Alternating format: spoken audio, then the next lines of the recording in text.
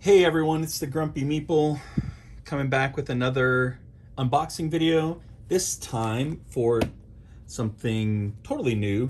The Middara Unintentional Malum Act 1 1.1 Update Kit. So I do already have this game. I backed the original Kickstarter. It's quite good. I like it a lot. It's considerably more kind of dense rule set than something like Chronicles of Drunagor or Journeys in Middle Earth or something like that. The rule book is like 80 pages long. But it's also narratively, I don't really think that there's anything currently available that is comparable. It's got a 400-page narrative book. And I'm really trying to stop doing the thing. It's got like a 400-page narrative book and just an incredible amount of story built into it. You can go through the story via the book, or there's through the foreteller app.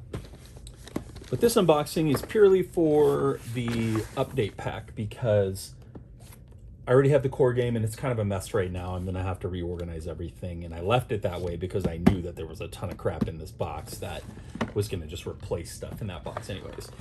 This thing is really heavy. It's like at least 10 pounds. It's impressively heavy. So let's see what's inside, because to be honest, I have no recollection of what's inside. Let's just pull it off. See what we got. I should have some more stuff coming as well. I bought the updated rule book reprint and some sleeves. I didn't go all in. So Middara is interesting because it's a game that had its initial Kickstarter like 5 years ago and took a long time to deliver, 3 or 4 years. And when it delivered, though, it really delivered the goods. It's a great game, a great system, and I have no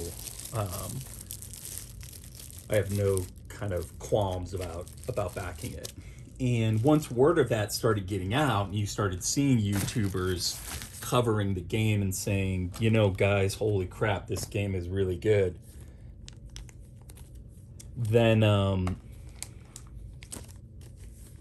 when they ran their second Kickstarter, it just exploded. It must have been at least 5 times the size of the previous, if not 10 times the size. It was over 2 million just during the Kickstarter. I can't even imagine how much they made in the Pledge Manager. I think I've mentioned this before, but I've heard estimates that they can double their money. Your typical company can double its money in the Pledge Manager, and I know that I've backed games and like Tanaris Adventures for Arena the Contest. I played that on Tabletop Simulator. I had been watching it for a long time. I finally played it on Tabletop Simulator a few months ago because I kind of taught myself how to use Tabletop Simulator. And I liked it so much I backed everything. So it was like over a $600 purchase. And so when the Middara reprint came out with the 2 big box expansions, it just blew up on Kickstarter. And so this is part of the delivery of the first wave of Middara stuff, basically. And so you can see they are replacing a ton of cards. I want to say that this might actually be a replacement for all the cards in the entire set. Let's see if there's some kind of paper in this container here which has new tokens in it. They redid some of the tokens to make the iconography more clear and such. I'm gonna cut this open, but I'm hoping that it has like a component pack or like a guide to how to use this thing. But I think the basic idea is throw away every single card you currently have for Middara and replace it with the stuff that's in this set. And they did that because they made some rule adjustments and such. And oh, okay, now it's adventure sheets. Okay, this is nice. I don't recall if these were included. I don't believe these were not included in the original. And so you get a nice big book of adventure sheets for your campaign. You get, you know, some of this stuff is a little banged up. That's a little unfortunate, but it's okay. This is your Unintentional Malum 1.1 update pack. Okay, here we go. How do I use this update pack? First, replace all the cards from the first printing with the cards included in this update pack. While we didn't change every card, we decided to simply replace every card so that it was easier for you to implement. This is a really nice touch, and I remember them talking about this during the Kickstarter and one of the updates, and it really is a nice touch. I just replaced my Shadows of Brimstone core sets with the revised editions, and it was like a 3-hour process to go through and find the specific cards that needed to be upgraded and sleeve them and reorganize them basically. And so what they did here was they're saving you from that by just saying replace it all. That really does make it a lot easier because they're going to be grouped together in such a way that, you know, that's going to be relatively easy. You're just going to replace all your mundane weapons, all your uncommon weapons.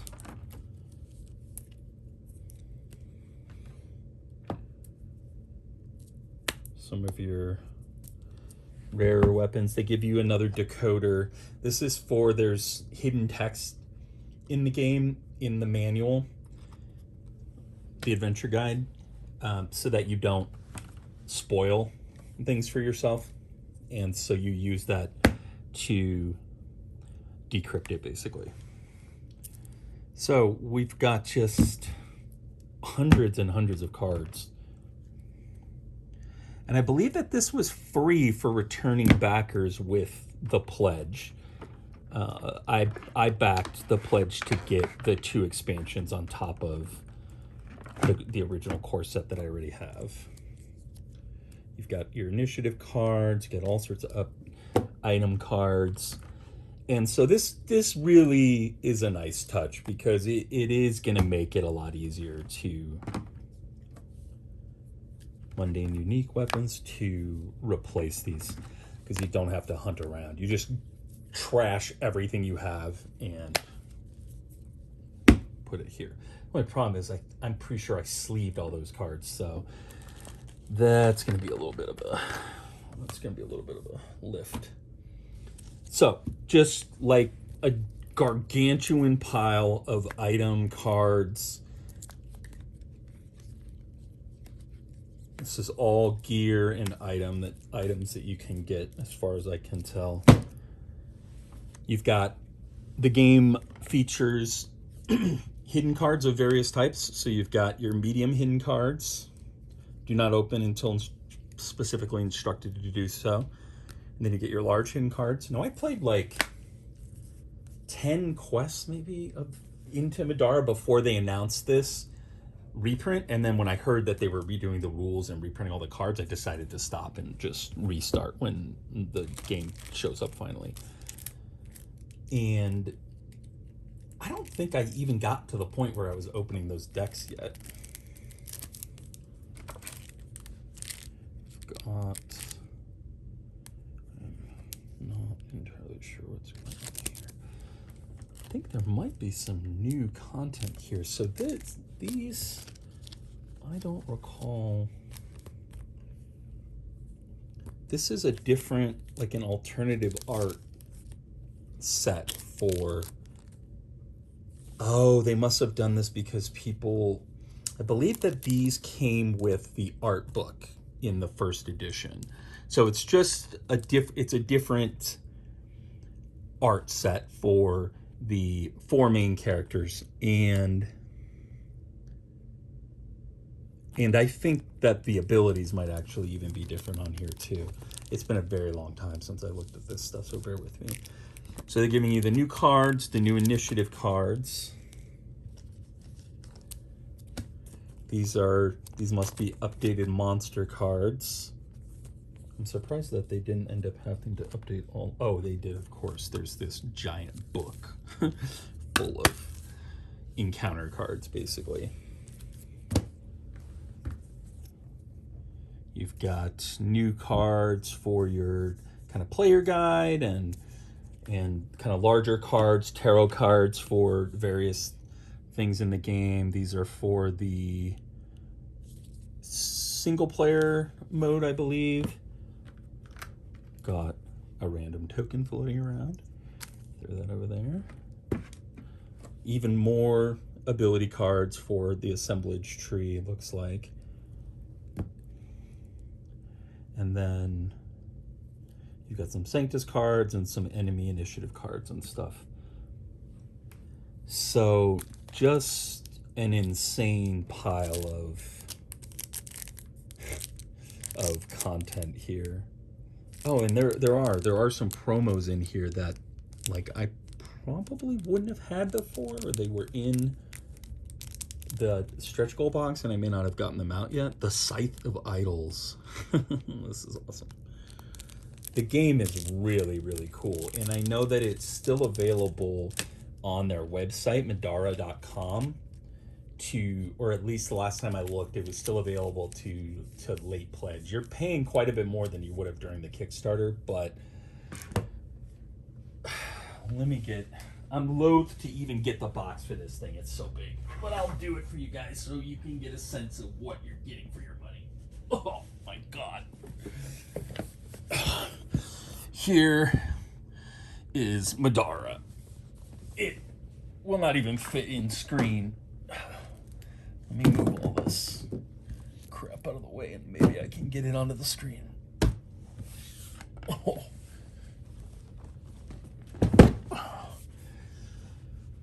Okay, let's zoom out if we can.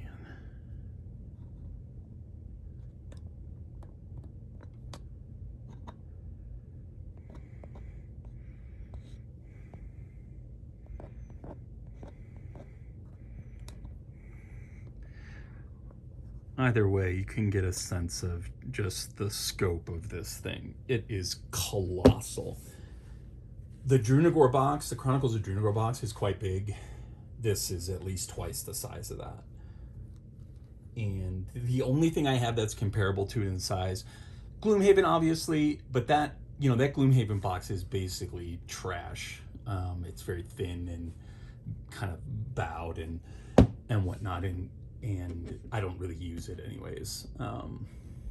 This thing is a hefty, thick, durable box that you can actually store the game in, and it is just absolutely colossal. Let me get in here and let's just take a look at what we're going to be replacing. Oh. And so I highly recommend this game. It really is kind of one of a kind. It's basically a Japanese role-playing game in board game form. That's the style of the art. That's the style of the narrative is very kind of anime and really interesting, actually, although I'm struggling to remember. It's been about at least a year since I played it. But it has to do with another world and people from our world, from Earth, who are actually born of this other world. And so when they reach a certain point of maturity in like their teenage years, they basically get tapped by the representatives from this world and brought into Middara. So here's a map of the world. I've heard people complain or question, hey, why does the map end? It seems fairly obvious to me that the maps are going to interconnect, and this is probably the middle part of it, because there'll be a part here that will have a blackboard on the outside, and then over here. So when you get all 3 expansions, you'll have one colossal uber map that you could frame or something like that. It's a beautiful map. And then just, like, seriously, this thing, it's hard to move around. I'm not messing around here. Here, 482 pages for Unintentional Realm Act 1. There are 3 acts to this game now. And you will see, I mean, it is just absolutely packed with narrative. Choices, decision making. You'll go 5-10 pages in this thing, and it's all narrative. If you don't like that, if you're not looking for story in your games or narrative in your games, then stay the hell away from this game, because while they market it as, yeah, you don't need the narrative, you know, you can do other things with it, there's a one-off mode. That's not what this game is about. This game is about going through this gigantic story. And if you can imagine 3 stories of probably roughly the same size, like, my back is actually hurting me just from holding this book. I'm quite weak, so that might not say much, but man, it's a big book. The rule book, and you can just see, like, the component quality, the art. It is gorgeous. It is top tier. It's the equal of Drunagor, at least, and I haven't found a single component in that game that I'm unhappy with yet. And then just piles and piles and piles and piles of cards, all of which have to be replaced. I will show you a few of the miniatures, the larger miniatures. I'm not going to get the other miniature box out. This isn't really a Middara unboxing. I just wanted to show you the update pack. But since we're here, I'll go ahead and show off some of the minis as well. So, and let's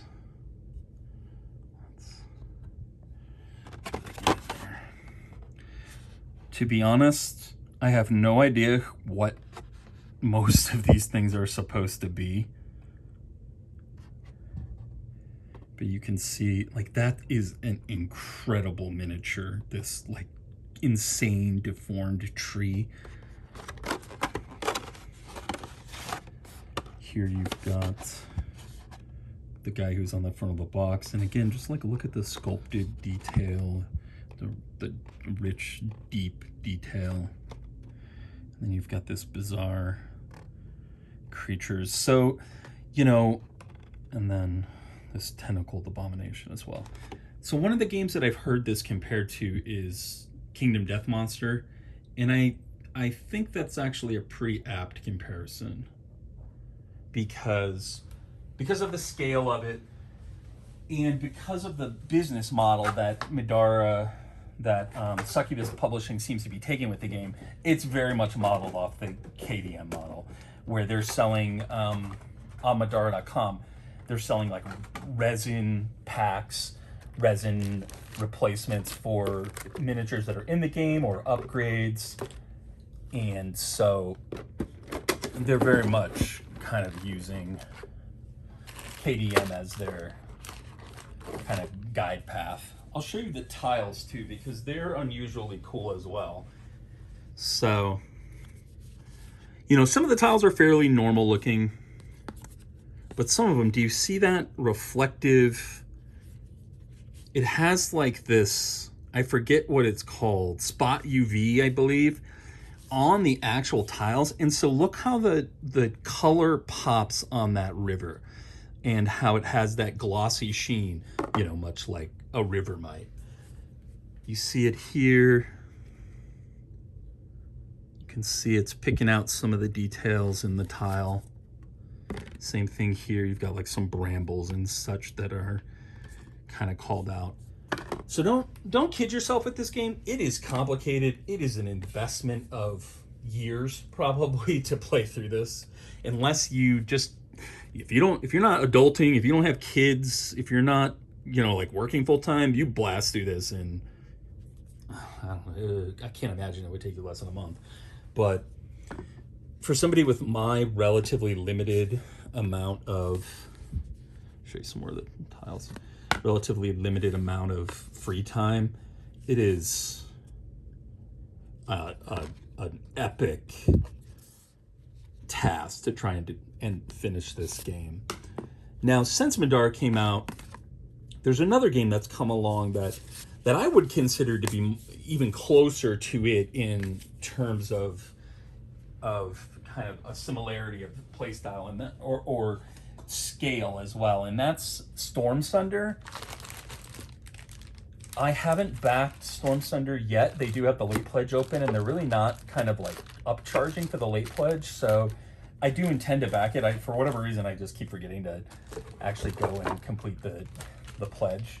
But that game looks incredible too, and it's very much on a similar scale with a 400 page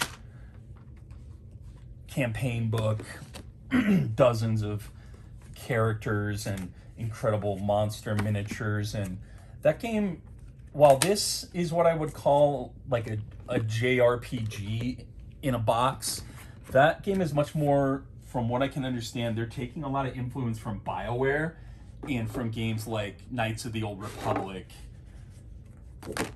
or Dragon Age. I think Dragon Age was a BioWare game too, right? Games of that ilk, where your choices and your kind of decision making have a huge impact on what happens. And so that's another, if you're looking for one of these gigantic narrative based games, Middara is a great one. Obviously, Chronicles of Drunagor is awesome. I'm loving that.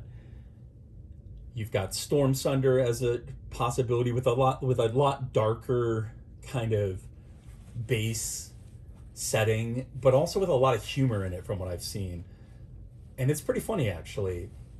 And then you've got, in terms of narrative, there was one more that I was going to mention, but I can't recall what it is now. And so, man, RPGs in a box, this genre has just blown up in the last couple of years. Arena the Contest was the other game that I was going to mention. And specifically, Tanar's Adventures looks to be much more narratively driven.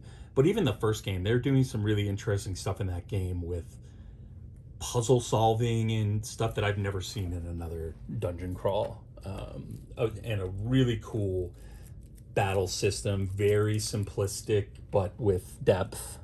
I love that.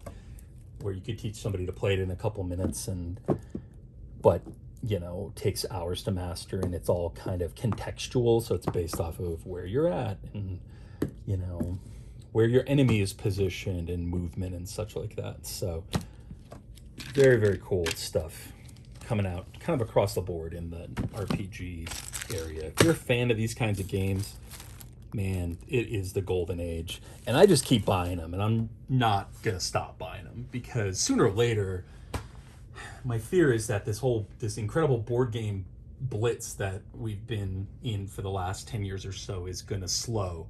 And I want to have all this stuff in my basement ready to go for when I'm an old ass man and retired and I got nothing better to do than play these games. So, but anyways, that's all I have for today. Little rambling, got into some other games and such, but we did take a look at the update pack for Middara, the 1.1 update pack. You can see just the art is just staggering, and very unique. That is just incredible Japanese anime style art. Really, really mind-blowing. And so let me know what you think. Let me know if there are other dungeon crawler RPG type games that you're looking forward to. And also just know that there is just gobs of content in this realm coming. This is kind of my bread and butter. And so if you don't like these kinds of games, if you want to hear about Euro games and a lot of competitive style games, I hate to see you go, but this isn't going to be the channel for you. What I'm going to be focusing on is largely soloable campaign style RPGs and adventure games. That's my bread and butter. That's what I love, and so that's the kind of content that I'm probably going to be putting out. So yeah, that's all I have for now. Thanks for watching, and I will talk to you later.